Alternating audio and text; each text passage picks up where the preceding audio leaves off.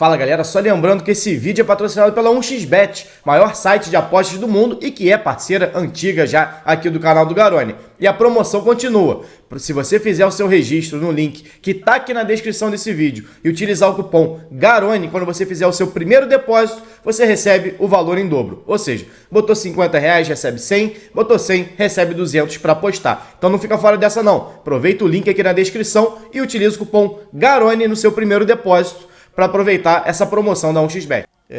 Terminado o jogo, oficialmente, agora entre Sport e Vasco, empate em 1-1, depois de quase uma hora, praticamente uma hora, exatamente uma hora, está aí 1h44 aqui no segundo tempo, o pênalti foi aos 45, o gol do Vasco aos 50, então 55 minutos depois do gol do Raniel, que já foi aos 50 do segundo tempo, Klaus resolveu encerrar a partida e decretar 1-1 nesse Sport Vasco. Resultado fundamental para o Vasco, apesar do desempenho muito ruim, mas eu vou falar primeiro aqui do resultado que isso acarreta para o Vasco. O Vasco se mantém a 3 pontos do quinto colocado, que é o próprio Sport. Abre 4 de vantagem, não é que abre, né? Porque os times venceram na rodada, mas entrou na partida de hoje com 3 de diferença para Sampaio, Correia e Criciúma e agora mantém em 4 essa distância. Ou seja, o Vasco nesse momento tem uma rodada de vantagem para todos esses times que estão abaixo no mínimo, né?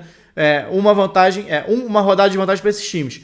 Porque a diferença dele para o Sport em saldo de gols é muito grande. Dá para tirar numa rodada? Dá. Mas seria muito fora da curva. Seria uma vitória, uma goleada muito grande do Sport, uma goleada sofrida pelo Vasco para o Criciúma dentro de casa muito grande. É improvável. Então, dentro da realidade, o Vasco se mantém à frente do Sport, independente de qualquer resultado, por mais uma rodada. Assim como se mantém à frente do Criciúma e do Sampaio Correia. Esse é o peso do gol do Raniel de pênalti no finalzinho. Se o Vasco perde para o Sport, poderia muito bem ser superado, sair do G4 na próxima rodada. Mas esse empate, que é importante para o Vasco fazer um ponto, mas mais importante ainda, que tira 2 do Sport que vinha vencendo, mantém o Vasco muito dentro do G4. O Vasco tem 2 partidas dentro de casa agora contra Criciúma e Sampaio Correia, onde se fizer o dever de casa, se fizer minimamente seu dever de casa, tem tudo para chegar na última rodada, talvez até já classificado para a Série A do Campeonato Brasileiro. Ou seja, 2 jogos em São Januário,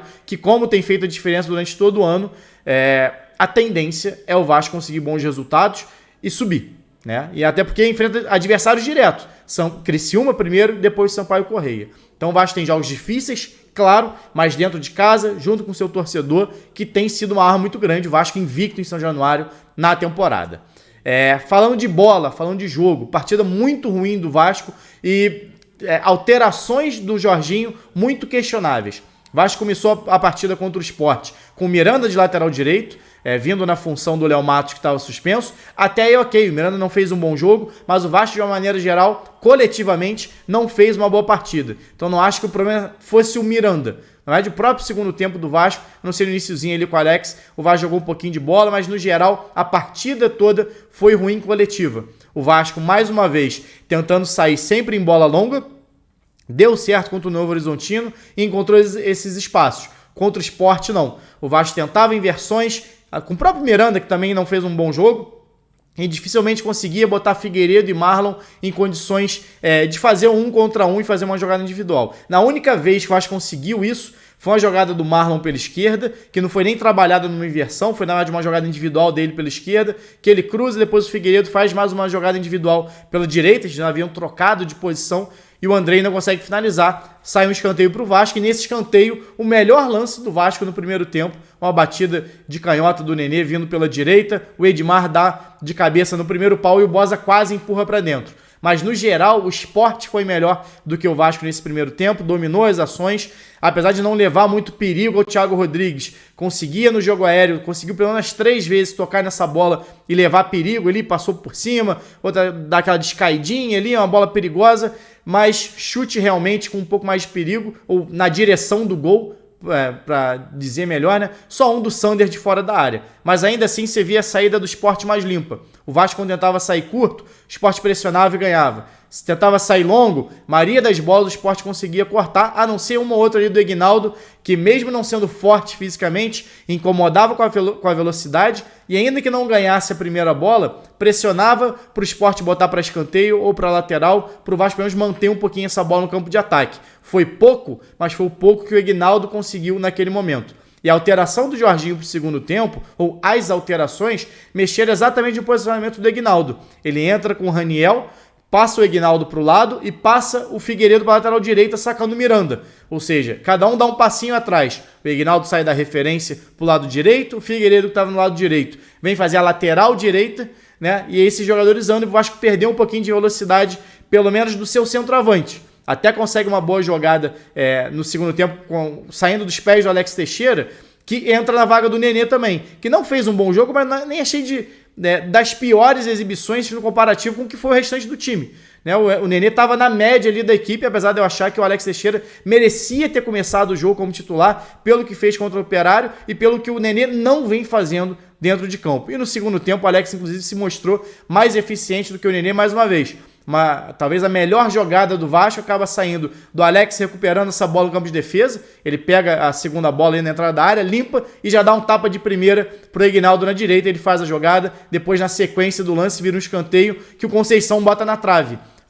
A gente fala aqui desde o início, né, da temporada que a bola parada do Vasco é uma das principais armas do time, se não a principal. E muitas vezes o pessoal questiona, mas qual gol sai de escanteio? E tem alguns. Né? O Vasco faz poucos gols, os poucos, principalmente no início ali da competição, saiu muito, às vezes não diretamente do escanteio, mas num rebote, pegando no segundo pau, enfim. Uma jogada que tinha o escanteio ali como início, né? E mais uma vez o Vasco quase marcou. O Vasco sente muita falta, né, desse sistema defensivo participando desses gols de bola parada. Léo Matos fez gol na última partida, mas foi o primeiro dele de escanteio nessa temporada. O Edmar não fez gol, Conceição não fez gol, o Boza quase fez gol no primeiro tempo, mas não conseguiu chegar na bola, sempre passando no quase. O Boza, o Edmar, o Conceição, hoje todos eles passaram. O Edmar quando toca no primeiro pau, o Boza que não chega no segundo, depois o Conceição botando na trave. E aí o Vasco não consegue essa melhora no segundo tempo, não consegue transformar em gol e acaba aí no vacilo exatamente do Raniel, que acaba depois saindo como herói do time, permitindo o Sport fazer 1-0. O jogo era equilibrado, o Vasco vinha até melhor do que o Sport no início do segundo tempo. O Vasco recupera a bola no seu campo defensivo e de uma maneira totalmente displicente o Raniel devolve essa bola no pé do jogador do Sport, inicia a jogada e aí vem aquela sequência de erros que a gente tem visto constantemente no time do Vasco.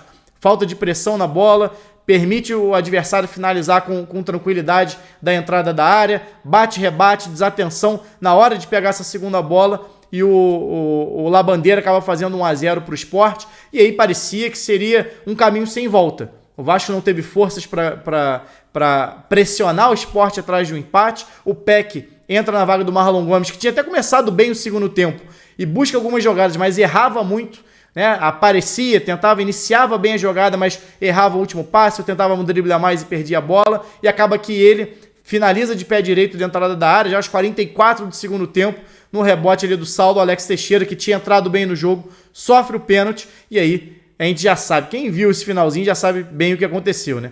Pênalti ali já aos 45, né? Até o árbitro ir no VAR, assistir, resolver, marcar 3, 4 minutos, Raniel pega a bola, bate e faz 1-1, e aí começa a briga toda, começou no estádio, e aí já dei até minha opinião aqui durante muito tempo, vou repetir só porque vai para os cortes aqui do canal também, sei que muita gente acaba aparecendo por aqui agora. Para mim era jogo, naquele momento, não fazia o menor sentido o árbitro ainda demorar 1 hora para definir se a partida acabaria ou não, porque o pênalti aconteceu já aos 45 do segundo tempo. A jogada do pênalti quando o Alex Teixeira é derrubado, já tem 45 do segundo tempo. Ou seja, a partir daquele momento, o árbitro já poderia encerrar a partida a qualquer instante. E ele, obviamente, naturalmente, ele não pode prever que vai ter um problema, ele dá seus acréscimos. Ele vai até o VAR, demora o tempo que ele precisa, toma a decisão dele, o Raniel vai, bate, cobra, faz a comemoração dele, beleza, merece o cartão amarelo e começa uma briga generalizada. Até aquele momento já tinha 50 minutos do segundo tempo.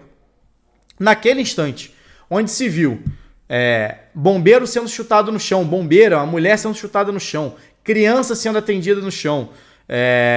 Cara, uma briga generalizada, inclusive dos jogadores do Sport indo pra cima dos jogadores do Vasco. Enfim, tudo que a gente viu, né, na televisão e foi repetido durante muito tempo, durante 1 hora, ainda tinha gente sendo atendida, com 50 minutos do segundo tempo, era para encerrar o jogo e ponto. Não tinha que esperar mais 1 hora para ele dar 2 minutos de jogo. Seria um preciosismo absurdo. Isso é quando acontece isso no primeiro tempo de uma partida, o início de segundo tempo, tudo bem. Mas, inclusive, o time que fez o gol, que empatou, que naquele momento estava moralmente acima, por assim dizer, e que seria o melhor momento do time, era o Vasco, não era o Sport. Então não tem essa, como o Claudinei falou agora no fim do jogo, que o Vasco foi... como é que é? Que quem estava errado que está sendo beneficiado. Quem invadiu o campo foi a torcida do Sport. Quem é responsável pela segurança da Ilha do Retiro é o Sport. Quem foi para cima dos jogadores do Vasco foram os jogadores do Sport e a torcida do Sport. Quem arremessou coisas dentro do campo foi a torcida do Sport. Tudo isso... mas o Raniel comemorou. Todo jogador comemora gol. Né? Por isso está na regra que você deve receber cartão amarelo. Isso não justifica em momento algum nenhum tipo de agressão. A agressão, não adianta botar a culpa em quem foi comemorar gol.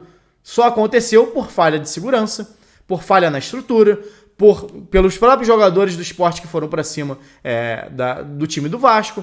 Enfim, e naquele momento era um momento positivo para o Vasco, não para o Sport. Quem estava pressionado naquele momento era o Sport. Não pressionado pelo time do Vasco, mas pressionado pelo seu próprio torcedor, pelo clima que foi gerado a partir do momento que o Vasco fez o empate 1-1. Era um clima favorável naquele momento para o Vasco. Então, se alguém foi prejudicado, foi o próprio Vasco. Né? Então não faria sentido o Vasco voltar 1 hora depois, frio, pressionado, com o clima todo já favorável até para o Sport, que a torcida já estava cantando como se nada tivesse acontecido, até incentivada pelo Wagner Love, que foi na arquibancada. Beleza, fez certo, queria trazer o torcedor, mostrar que estava tudo bem. Mas, obviamente, mudaram o clima todo do jogo para 1 hora depois jogar 1 minuto de acréscimo. Não faria o menor sentido, e como não fez, e a partida foi, ao meu ver, bem encerrada. Bem encerrada no sentido de que deveria ser encerrada. Agora, demorou muito. A partir do momento que um time faz um gol e você não consegue botar a bola no meio campo para jogar, porque teve invasão, arremessaram um pedaço de concreto, tênis, chinelo, agrediram um funcionário, enfim, aconteceu tudo que aconteceu, não é mais para ter jogo de futebol. Principalmente com 50 minutos de segundo tempo já passados. Seria uma besteira, uma irresponsabilidade muito grande da arbitragem.